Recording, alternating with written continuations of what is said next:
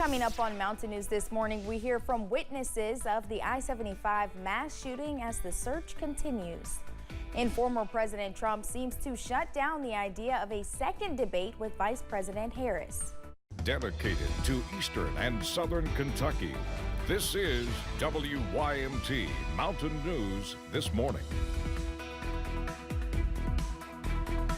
Good morning, I'm Madison Carmouche. We're at 6 o'clock this Friday morning, and I don't know how you guys feel about Friday the 13th, but if you feel like it's bad luck, then you might have some bad luck with the weather. Let's check in with meteorologist Tim Jawbridge for a look at your forecast. Yeah, but that good luck is the fact that it is Friday, right? 61, the rain continues outside our door here in Hazard. Heaviest right to our west in Leslie County to the west-northwest. Look at the pinpoint Doppler radar in a moment. We're all in the 60s. Minus paints are checked out. Clintwood and Grundy, 56 and 58 respectively. Here is the pinpoint Doppler radar. The rain, the leading edge, as you make your way toward the mountain parkways, we've promised all during the 5 o'clock hour. Now during the 6 o'clock hour, creeping closer to the I-64 corridor. And there is that heavier burst of rain just basically, we'll say, from Hazard down the Hal Rogers into Leslie County, and especially from Boonville, now north of McKee, as you make your way through central and southern portions of Madison County. As this, again, the loop over the last 3 hours shows how everything is slowly and surely creeping northward. Now, the rain does ease up as showers. We've already seen that just south of Hazard. Over toward Middlesboro, some sunshine, calling it mostly cloudy low as we head through the afternoon, and a high near 80. The weekend forecast as we rock and roll through this 6 o'clock hour. Madison? All right, Tim, thank you. As law enforcement continues to look for the suspected I-75 shooter, Joseph Couch, more stories from the day are surfacing. Madison Elliott spoke to the owner of a gas station near the shooting where people took shelter. Off of the next exit down from where the shooting took place is this BP gas station. On Saturday night, CFO Chelsea Bakener says dozens of people started pulling into their parking lot to take shelter. At the time, no one knew where the shooter could be. Bakener was at home. Her 16-year-old son was here working. I proceeded to walk him through getting everybody, all of the customers from outside, inside, getting the doors locked, and then we moved everybody to a secure location in the building behind another locked door. Her husband and father rushed to the business. Until we found out that the shooter was not in this direct vicinity, my husband kept his AR-15 on him, maybe 30 minutes or so. After that, he switched to concealed carry. Her husband continued to stand guard outside. He was law enforcement for about 20 years, so instinctual, I guess, for him. And my dad was a special deputy as well, so it's kind of what they do. Everyone at the gas station was okay, and the business is now back open. I think pretty much everybody is, you know, back to life as usual with maybe just a little extra paying attention and knowing your surroundings. The reward for information leading to Couch's arrest is up to $35,000. Another witness recounts he and his wife's terrifying experience Saturday night while driving on I-75 near exit 49. Matt Lorimer described hearing loud pops, which he soon realized were gunshots. Lorimer, who frequently drives through the area, initially didn't think they were being targeted. We believe it's a miracle.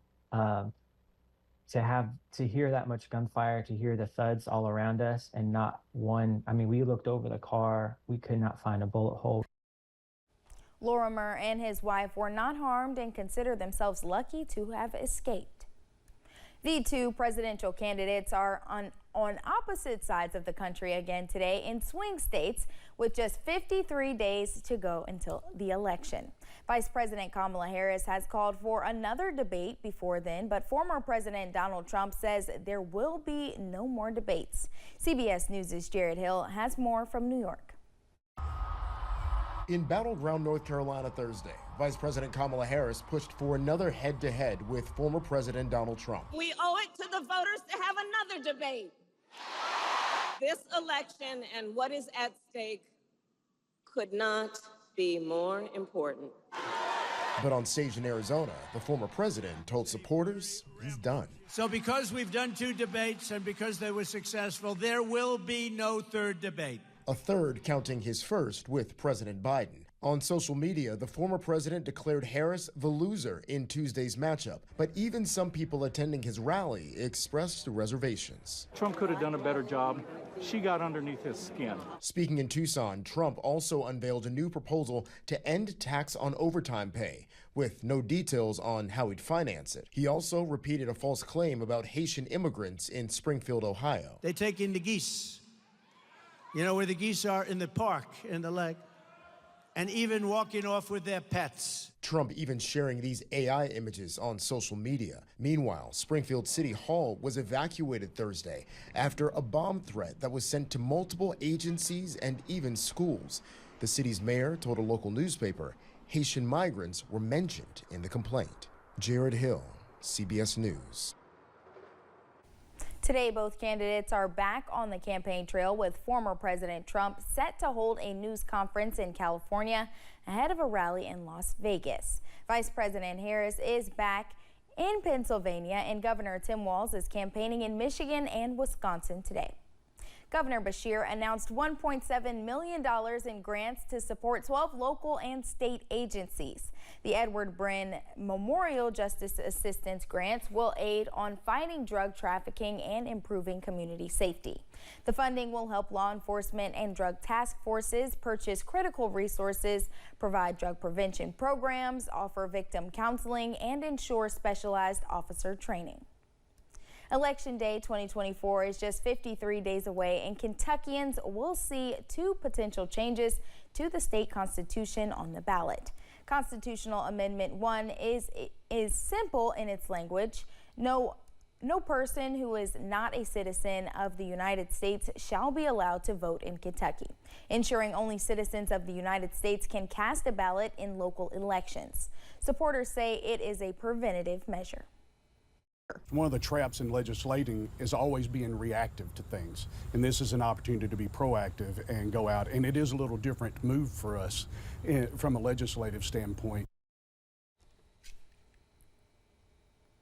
While supporters of this constitutional amendment say this is eliminating any gray area or who is not allowed to vote in Kentucky, as with anything in politics, it does not have unanimous support.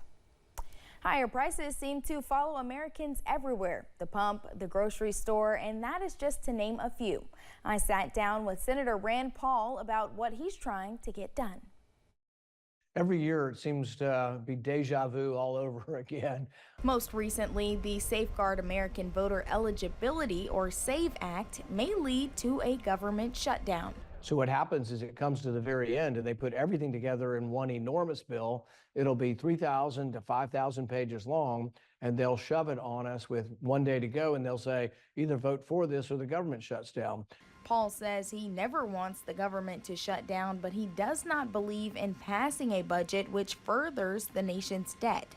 Both parties are guilty of this, but it's bad for us ultimately, because when you go to the grocery store and your prices go up, it's from the debt. There's a direct correlation between debt and inflation, and we're going to get more of it if we don't correct the balance. He adds the nation's government could learn from local and state governments' budget planning. As I travel around Kentucky, one thing I remind people of is local government works. City government works. State government, for the most part, works too. They spend what comes in. And in fact, in recent years, the state government's been doing a rainy day fund for emergencies. Paul says a rainy day fund for the U.S. government would not be wise with the large-scale debt. Madison Carmouche, WYMT Mountain News. The Federal Reserve is set to meet soon to determine the future of interest rates.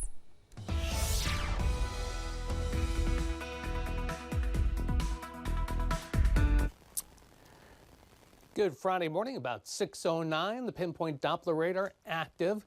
You see a couple things here. One, everything is slowly inching northbound. 2.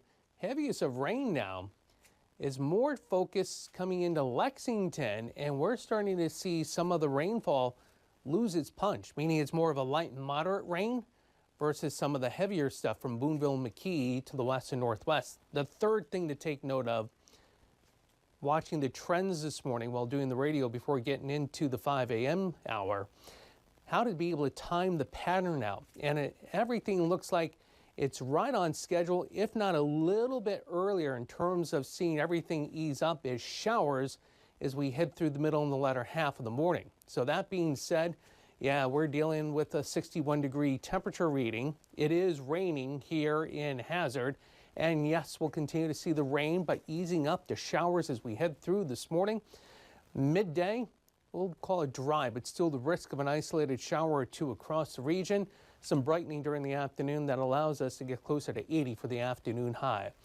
I'll look at the weekend forecasts. That's coming up in a few moments. Madison? All right, Tim, thank you. A 3-year-old girl in Kentucky is battling cancer, and she's getting new opportunities thanks to a nonprofit organization. The Rock Solid Foundation is building a new play set for the Flagger family. Their daughter Anna was diagnosed with B-cell acute lymphoblastic leukemia 3 days before Christmas. Her parents tell us she can't go out and play with other kids because of germs. Now, thanks to the Rock Solid Foundation, she can have friends over.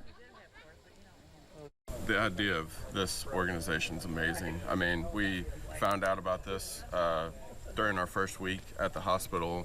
They give us a bag. Yeah, they give you a backpack full of, they had like a fire tablet, some toys and stuff just to get through, your hospital stay, because the initial stay is a month. The Flaggers tell us workers with Amazon volunteered to help build their playset. Thanks for joining us on Mountain News this morning. More news is on the way. When we return, we'll get a live update in Laurel County on the manhunt for Joseph Couch from WYMT's Lucy Bryson.